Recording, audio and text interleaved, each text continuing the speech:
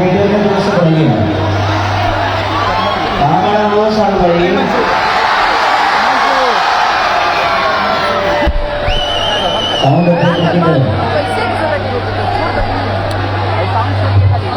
मुझे पर जनरेटर ढाले लगा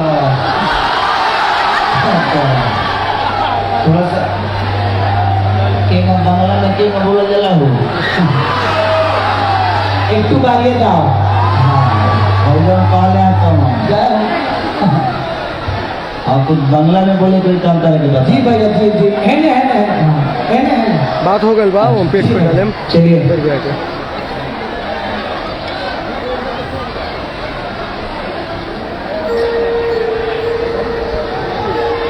चलिए गौरीपुर उत्सव कमेटी के हमारे बड़े भैया मंत्री जी अरे এখানে কাউন্সিলের লোক ঢুকে গেছে কাউন্সিলের लोग ঢুকে গেছে এখানে তাড়াতাড়ি आप सबके बीच में कुछ कहने का मौका मिला है मुझे खड़ा होने का सौभाग्य प्राप्त हुआ है इनमें कितना लोग भोजपुरी मुझे लगता है हाथ उठाओ था थोड़ा सा इसमें ढीले दे सकते हैं क्या रिबॉब मेन माइक में रिबॉब ढीले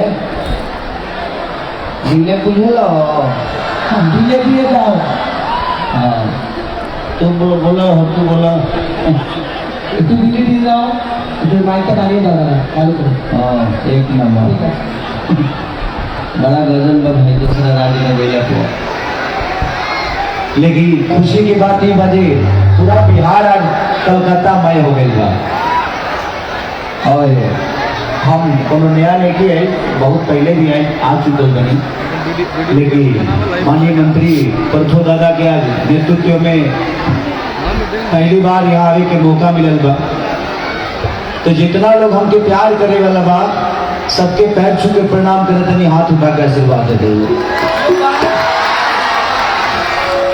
और दादा पर छू तो ज्यादा दिक्कत हो जाए ढेरे टाइम लग जाए दिखाओ तो तनी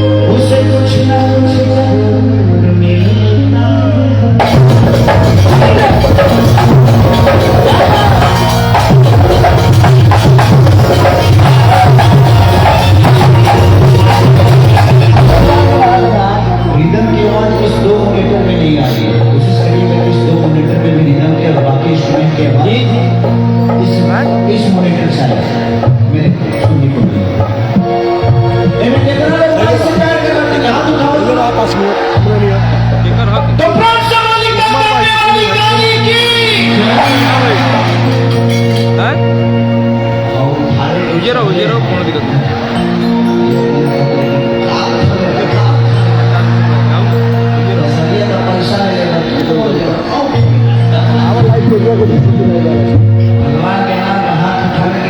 के पूछेगा तो हमसे पूछो।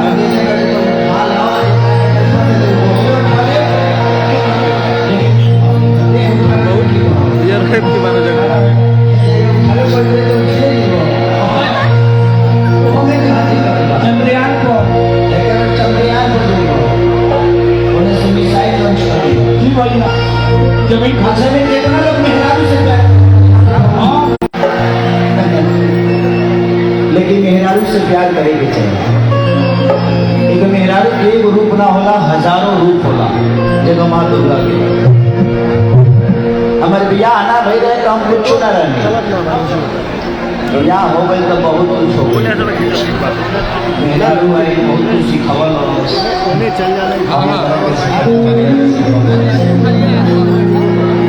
एक दूसरे के सिखाए में जब हमारी बेटी पैदा भई ओकरा बाद जिंदगी में भाई चलावे ला आदमी लिट्टी चोखा बेचे वाला आदमी वो सबके बीच में आज कुछ कहे के मौका पूरा पड़े तब मेरा भी से प्यार करेंगे चाहिए जब बिना हाथ के खाना खियावे तो वो बुमाई के रूप में होले मार्केट में अगर सांस में डाले तो बही के रूप में होले और वह पत्नी अगर बिस्तर पे आवे तो एक पत्नी के भी घर निकाले तो अपने मेरा तो ये मार्केट में जीवन वगैरह के जुमाना मिले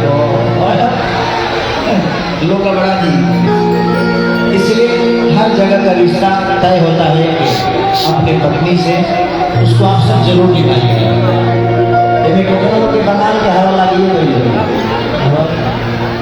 तमती महारी के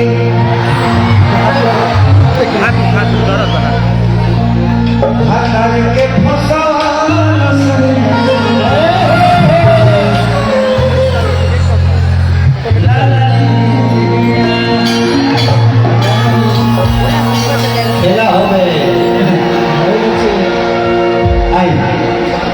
एक भक्त माई के दरबार में कोई जाता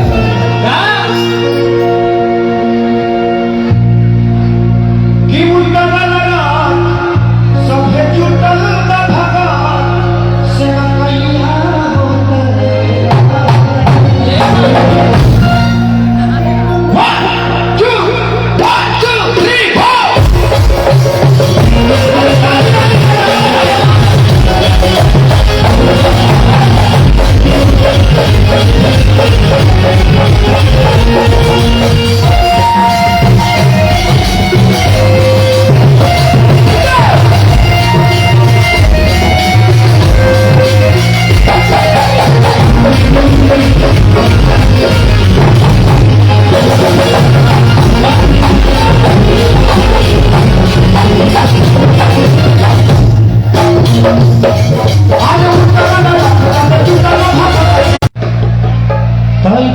कैया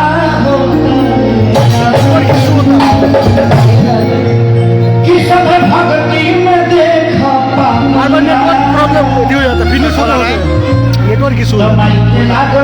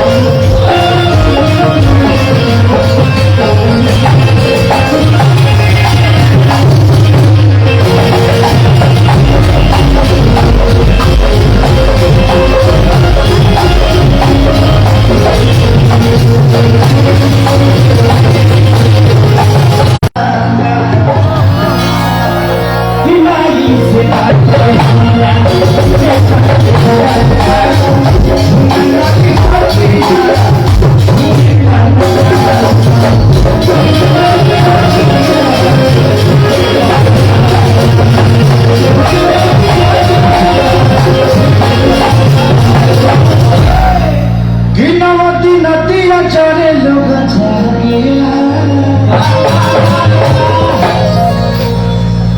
के लागल बानी मैया को अरे झुलवा बना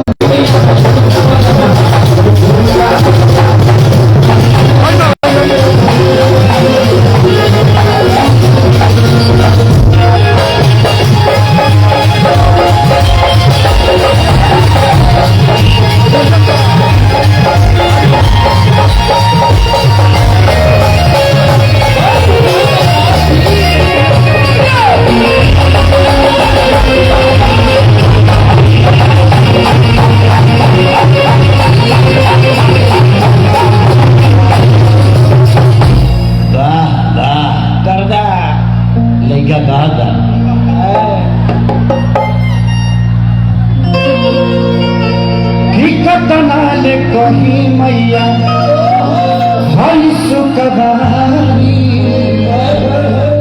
कृष्णा पे दर्दी सभी पहले खेसारे कि कतना ले कही मैया हई सुखदारी कृष्णा पे दर्दी सभी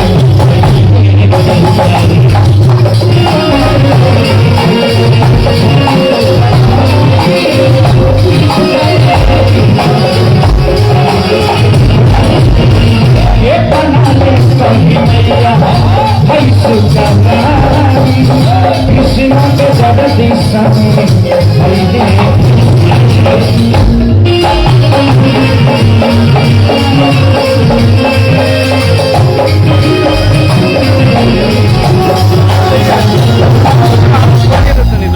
कि देखा भक्ति से मन हो देखा भक्ति से मन भागेला चले के बाद तो माइक के लागल बनिया बजान रहे हो हर झोर झोर लागेला तो माइक के लागल बनिया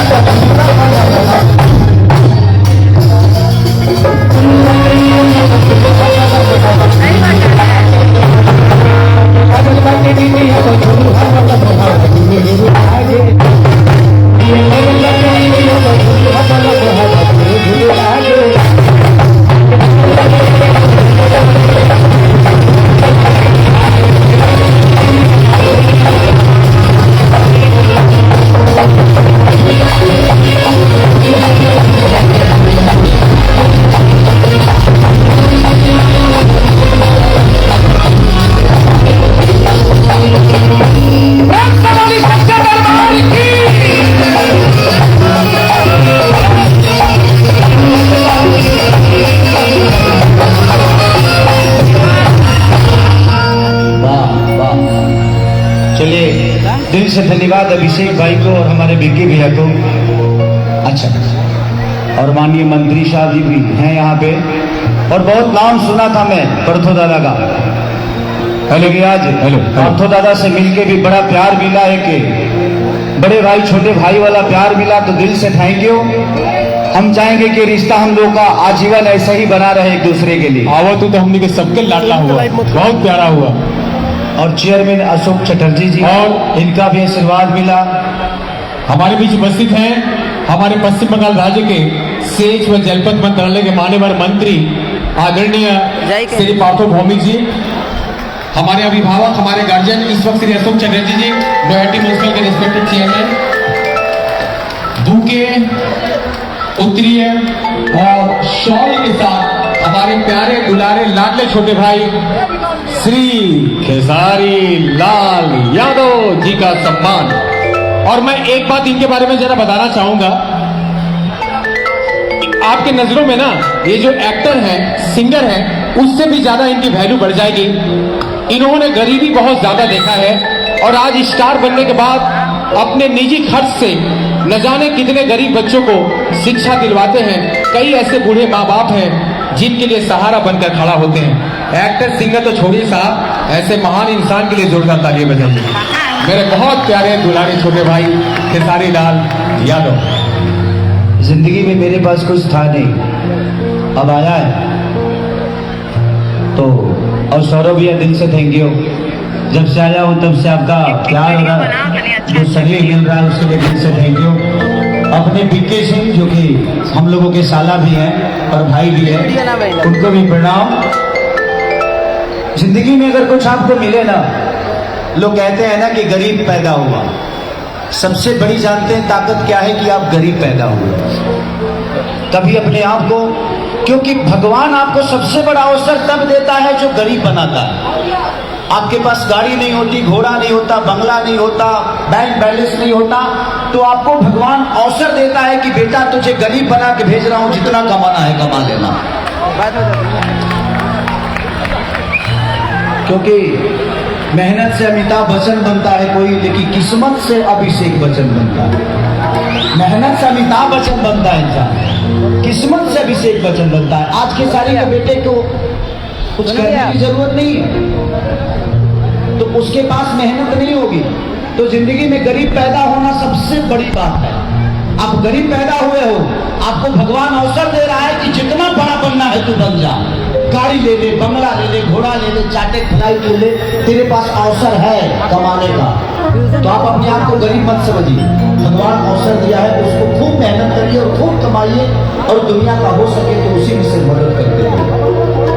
जब मैं वृद्धाश्रम में, जब भी हर वृद्धाश्रम में जाता हूँ, जो मेरे से हो सकता है उनके लिए करता हूँ। अनाथ बच्चों को जो पढ़ाना होता है पढ़ाता हूँ, लेकिन मुझे अपने बच्चों से ज्यादा खुशी वहां मिलती है। अपने माँ बाप की जो दायित्व था उन्होंने पूरा किया, लेकिन जब मैं उस वृद्धाश्रम में जाता हूँ, उनके साथ खाता हूँ, उनको खिलाता हूँ, उनको कुछ देता हूँ, तो मुझे लगता है यार दुनिया में खेसारी सिर्फ माँ बाप का बेटा नहीं, पूरे हिंदुस्तान का बेटा है। कोशिश रहती है कि जितना हो सकता है मैं करने की, और आप भी करिएगा। और दिखाओ बाबू,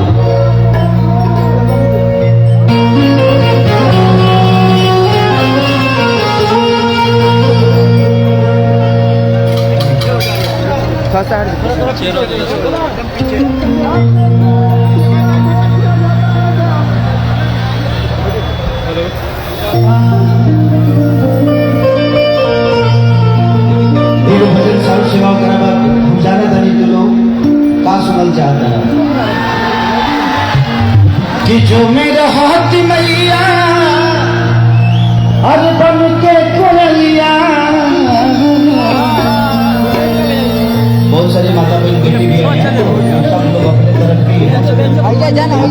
माता बहन जूम करके सबका सम्मान करेगा, वही मैं ऐसा चीज करेगा जाना से सबका सभी सुन लेगा, सभी मिलाएगा। ठीक है कि जो मेरा हाथ मैया अरे बन के कोलिया, तकहू को उठाती मैया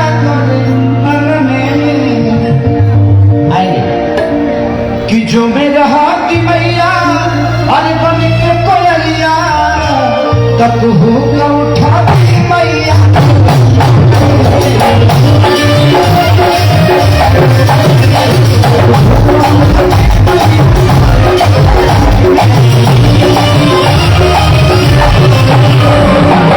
जो मेरा हाथ मैया बन के कोलिया, जो मेरा हाथ मैया बन के कोलिया, उठाती मैया।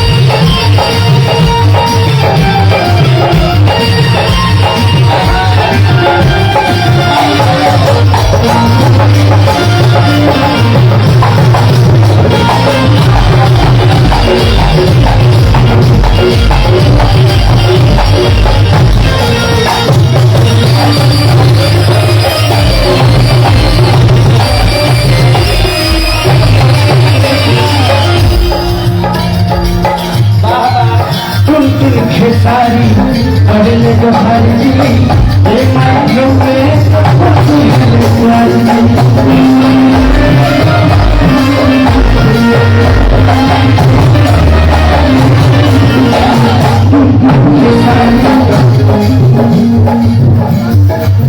खेसारी जो है तो हर जी ए माइयों में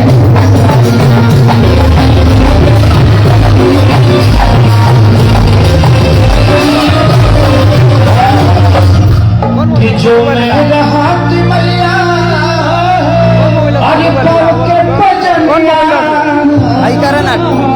कि जो मेरा हाथ मैया तो हरि पाँव के बजनिया तो क्षमा का उठाती मैया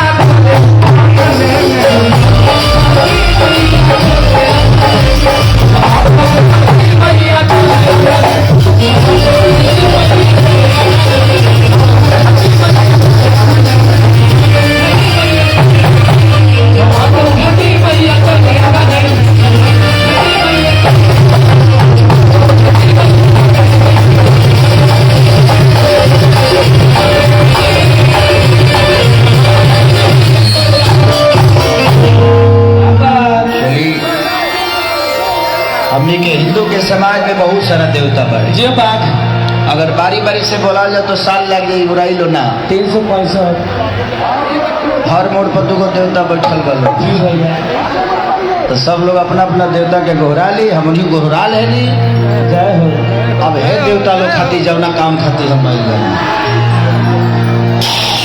चंद्रा देखा था भैया ठंडो में गर्मी लसले बता रहा रामचंद्रा तारे संग के मेहरा दूसरा संग भागे ले अपना मेहरा लगे जो है तो टाई टाई फीस हो गई है आज ऐसे कौन दूसरा मेहरा देखिए तो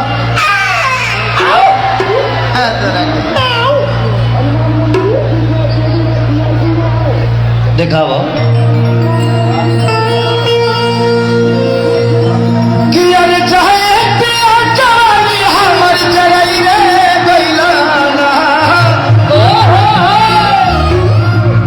हो जराई रे गईला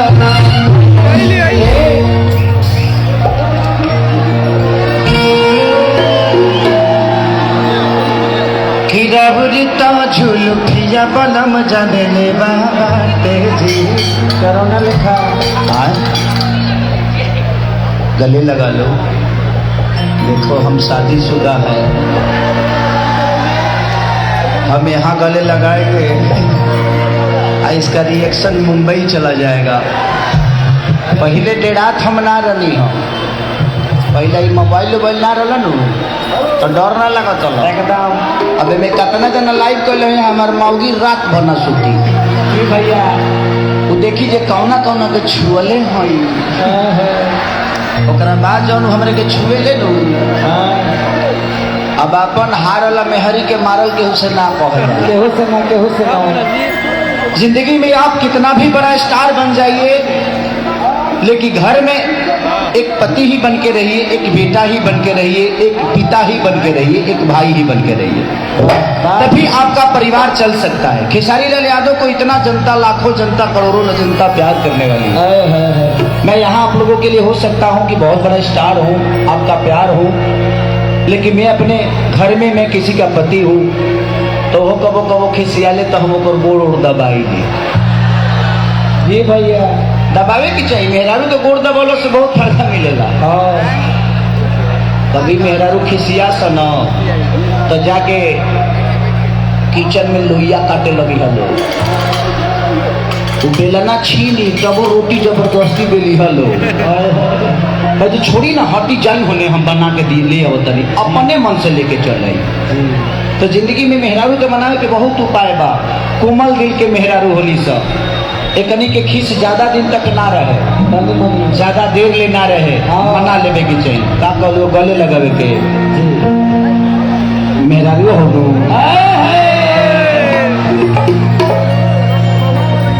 गले लगल है तो तू कहे चिड़े जैसे अर्थिंग जाता का तरह लगे तार बल्ब जड़ गई है अरे दादा हो दादा, एक से काल लोग पैदा बा धरती को का कहल बा का कि जनता जवानी जैसे अरे जाने यहाँ की कोयला के कि आगे लागू फरे तहर रुपया कमैला के कि तू बार महारा राजा अरे रहता नहीं हटी हो अगाड़ी कहियो लड़िए जाई हो जाई छती हो। Very nice person. कबो कबो अंग्रेजी मार दिले हो, लेकिन पढ़ल लिखल ना भैला के भी बहुत बड़ा फायदा बा। पढ़ले लिखल जब ले हम ना रहनी नो तब ले कोनो पेपर साइन ना कोई अब पढ़ा लिखा ले दूगो आ गए सब पेपर साइन करे के फंसा दे गजब कर दिले बा। अरे की जाए पिया जानी हमर जराई रे गइला ना हो जराई रे गइला ना कि एगो नचनिए कर हे राजा जी राजा 1 2 3 4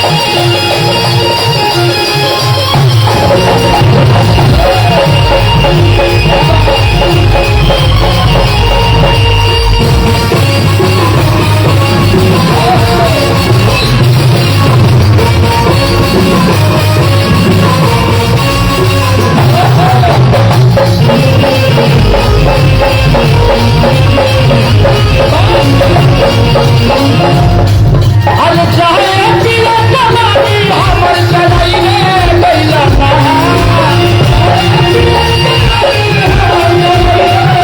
अरे चाहे पिया जवानी हमर चलाई रे गइला ना चलाई रे गइला।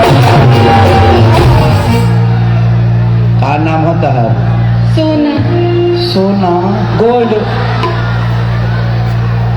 पहले मिले रहते तो हम लॉकेट बना के पहले रहती तरह के 1.5 किलो वाला। तो ब्याह से पहले कहे ना मिललू कौन बात ना, ब्याह के बाद मिल सकेलू। अच्छा है, आप अच्छी कलाकार हैं, वेरी गुड। मैंने ब्याह के बाद मैंने कामें करे खातिर मिली है ये। हाँ तारा ढेर मजा नहीं खेला वो कुछ ही कैसे कहते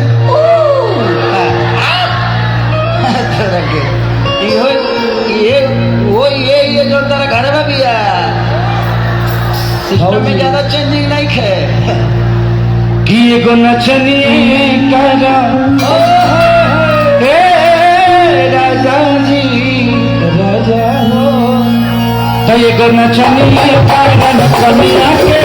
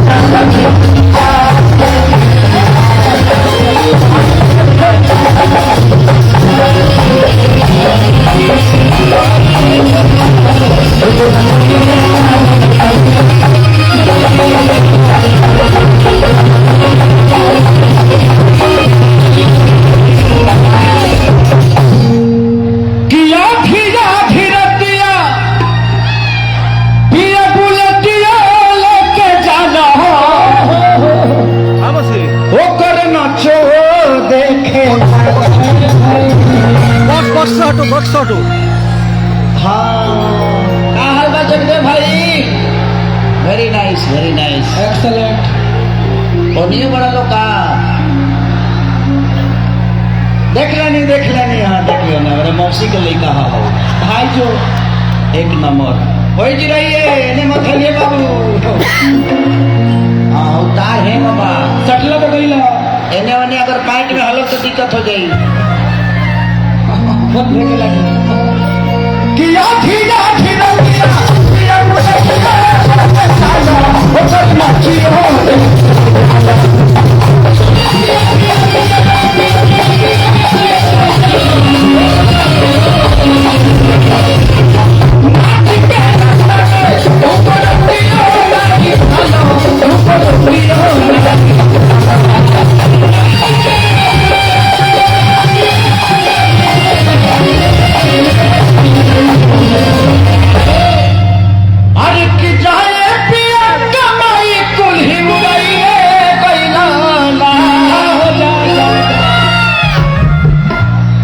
बिया हो गई बा। देखो कोरोना के चौथा लहर आवे वाला बा, जल्दी जल्दी मार के सब काम निपटा दो, न तो चौथा लहर में तो घेरा जाए दिक्कत हो जाए। कब चौथा लहर आ जाए, एक से एक स्कीम निकला था सरकार में भाई, केंद्र सरकार को स्कीम निकाल दिला, चौथा लहर घुस जाए दिक्कत में पड़ जाएगी। हाँ हाँ हाँ हाँ विनोद, एक नंबर विनोद हो। उन्हीं से हमें आवत रहा हट एक इधर हटो ना बॉक्स तू साइड हो दीदी। एक नंबर हम आवत रहा, खाली तू लोग हिलावत रहियो ने हाथ गमछा।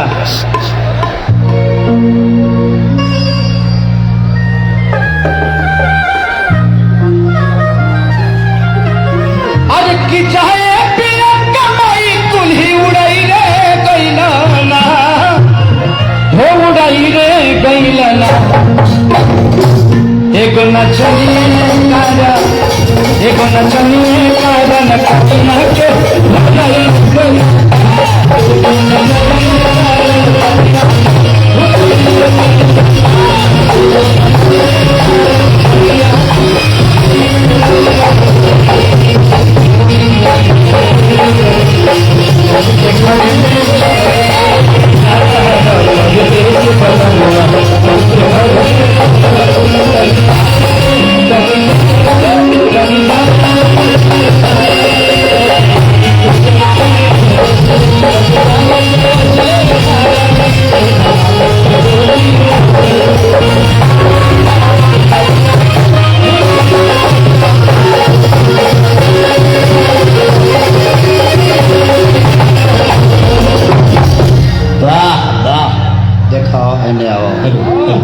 तो हमारे लगे ढेर मत सको, करेक्ट बा।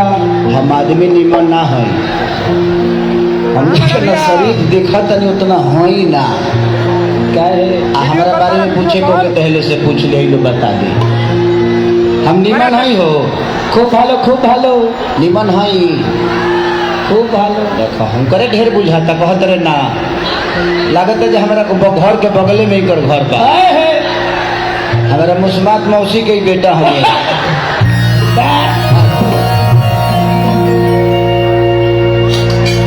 कियो कर लिए हो पिया जागल रहता लो, ओनिए भागल रहता।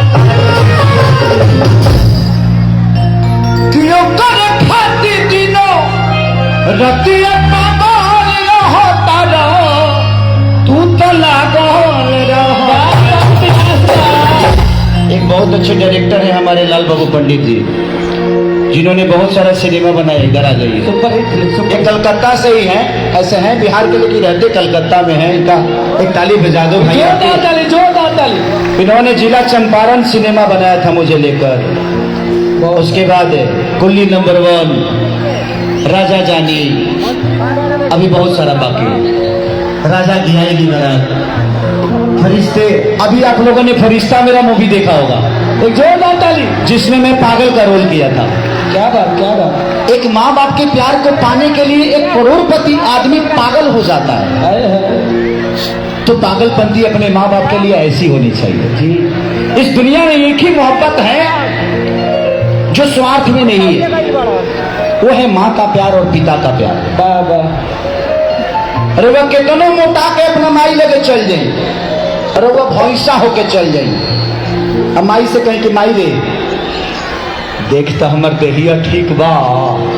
तो माई गई कि रे तोरा खाए के ना मिले लगा रे, कितना दुबराई बड़ी कांटी हो गई बड़ा। और है लड़का अगर अपना बाबूजी लगे चल जा कहे कि बाबूजी देखो तो देह ठीक बा, तो बाबूजी कहे तो काहे ना ठीक रही, सारा तनख्वाह तोरा देहिए में ढुकता। गधा कहीं का। ऐसे जे बाबूजी के पास जिम्मेदारी रहेला हर चीज के, खेती बाड़ी शादी बियाह बर बीमारी, ऐसे बात के प्रति एगो अलग इमोशन होला, मांग के एगो अलग होला जी। कि कतना ले कोही तू तना गोल रहता दो बोलिए भागो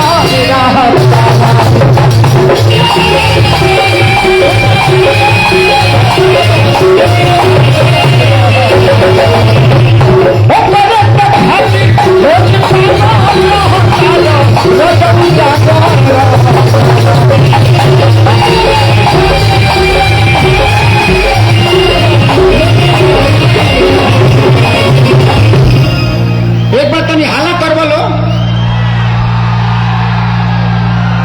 आई लव यू।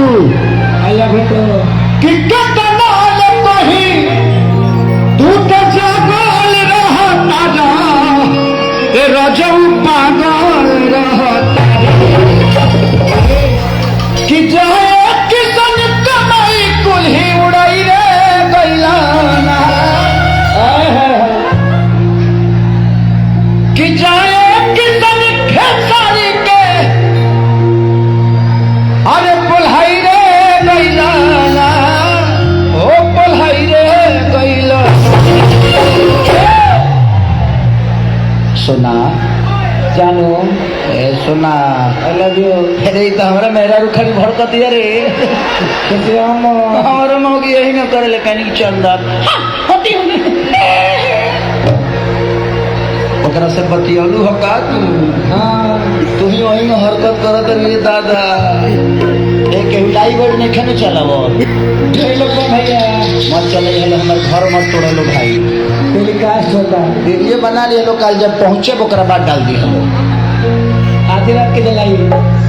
कि चाहे किसन खेसारी के परिकई रे गैलाना, हो परिकई रे गैलाना, एगो नचनिए कर हे राजा जी हो, चला एगो नचनिए कारण कमिया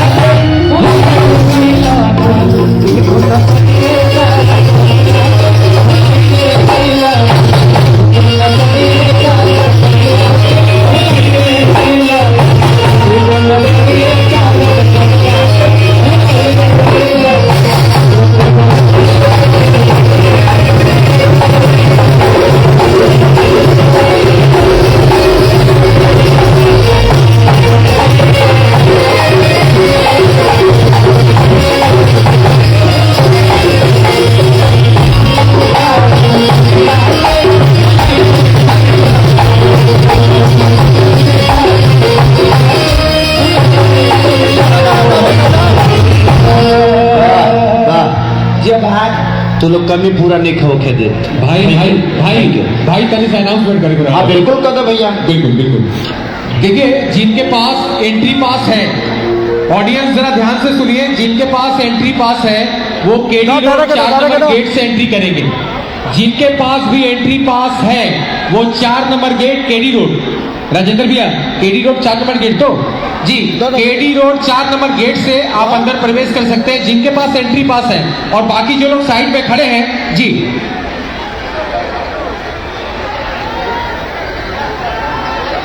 जिनके पास 2 नंबर गेट का पास है वो भी केडी रोड 4 नंबर गेट में आए जी। थैंक यू भैया।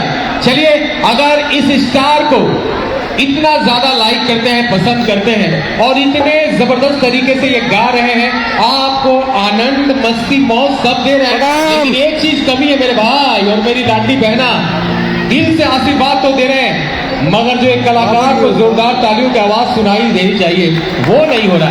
ये हुई बात। एक बात बताई तो बताए देवो का, लाइल बनी से लुरा लगा देवो का, ये गाना बहुत ज्यादा वायरल हुआ है मेरा, आज से 8-10 दिन पहले रिलीज हुआ है। एक और गाना है कि कमाल के कमाई खा के हो गई राजा, लेके आई एगो गाना के बहुत पुरान गाना हमारे ओकर फरमाइशी बा सैयारा बेलना। क्या बात क्या सैयारा बेलना में जौन की शुरुआत रहे हमारा जिंदगी के, वही बड़ा हम लिट्टी चोखा बेचत रहनी दिल्ली में, और ओकरा बाद वही जी से उठ के वो गाना गावे रहनी। उससे पहले को गाना गौले रहनी हम कि चूसता दिन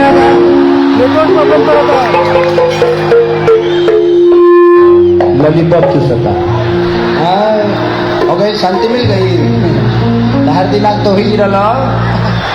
अरे जाओ रे जगदेवा सुधर जो गजोदरा। अरे दादा कि कर खाती करम ये भौजी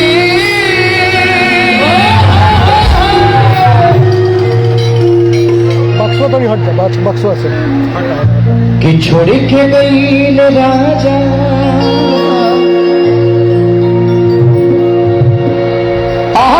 मिला नवाजा चढ़ जवानी बसिया ताजा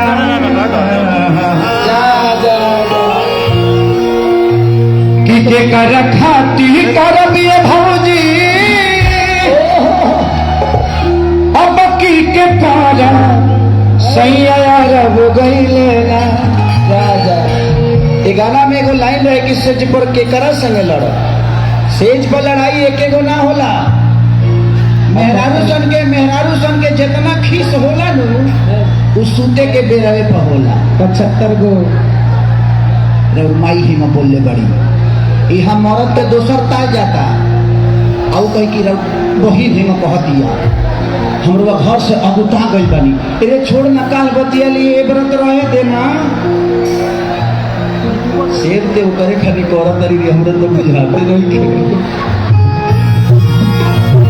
के कर खाती करबी भौजी अब की के तोला सही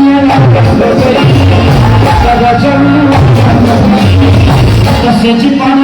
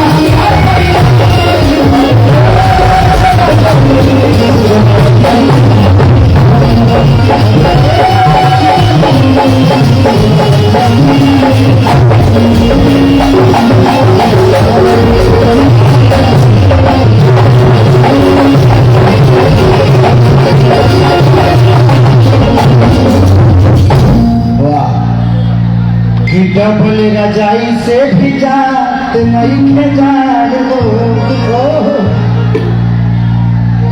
कि डह के लाद लिया नहीं खो जाता है प्यार हो कि डबल रजाई से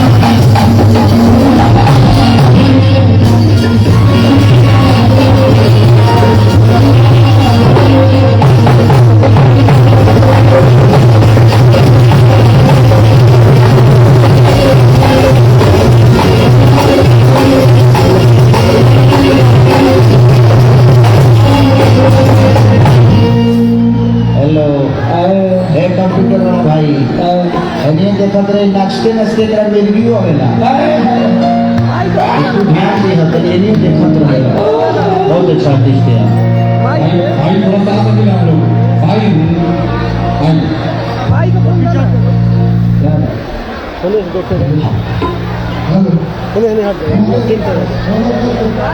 हमारे जो एक नंबर ब्लॉक में जो लोग बैठे हैं दर्शक सभी चेयर पर खड़े हो गए जिसके वजह से पीछे के लोग देख नहीं पा रहे। अगर आप लोग चेयर पर नहीं बैठिएगा हम लोग ये प्रोग्राम नहीं चलाएंगे। बस सीधा सवाल आप लोग चेयर पर बैठिएगा तभी ये प्रोग्राम चलेगा वरना नहीं चलेगा। एक मीटिंग से आप लोगों की हम लोगों ने चेयर की व्यवस्था की है।